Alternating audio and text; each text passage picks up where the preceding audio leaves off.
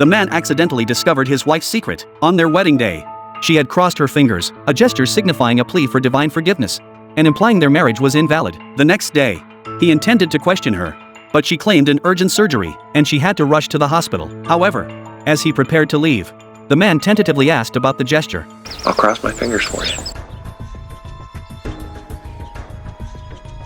Her unnatural smile convinced him she was hiding something, so after she left, Truman immediately followed on his bicycle. But as soon as he arrived at the hospital, a nurse hurried stopped him. He said he was leaving on a long trip, asking her to relay the message to his wife. The nurse apparently believed him, hurrying off to relay the message. Unexpectedly, the man turned back, sneaked after her, but just as he slipped past a group of strange patients, he encountered a doctor who deliberately blocked his path. Sorry, let me help you back. When he reached the operating room, he was stunned by the shoddy charade inside. The doctor was fake, and so were the patients.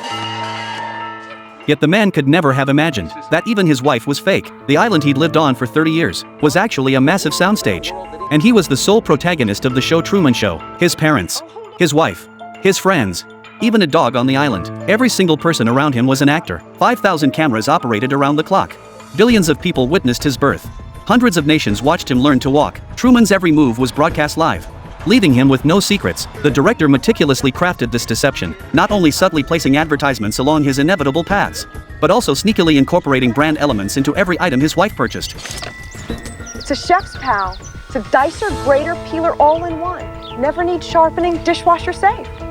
Wow! Yet after living here for 30 years, he was completely unaware. From a very young age, Truman loved adventure, but this became the greatest obstacle trapping him on the island. To keep Truman confined, the director staged his father's drowning at sea. At that time, his father took Truman out to sea. A sudden storm violently tossed their small boat. Standing on deck, his father accidentally fell into the ocean, and the young Truman was unable to pull him back up. From that day forward, Truman developed an extreme fear of the sea, completely giving up the idea of leaving the island. It wasn't until college that a girl named Lauren appeared, laying the groundwork for Truman to later uncover this fabricated world. Yet at that time, Lauren was merely an actress, and the script's designated partner was his future wife Meryl. Even so, Lauren fell for this sunny young man, but the director had no intention of letting them connect, so he found ways to separate them. Until one day, Truman encountered Lauren again in the library. This time, she bravely approached him to start a conversation. I'm Truman Burbank.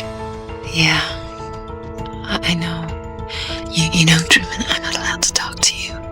Really? Truman was unaware of the secret behind it all, but he noticed the pin on Lauren's shirt. How's it going to end? It was Lauren's most helpless question. Truman wanted to ask her out this weekend, but Lauren said nervously, If we don't go now, it won't happen. Do you understand?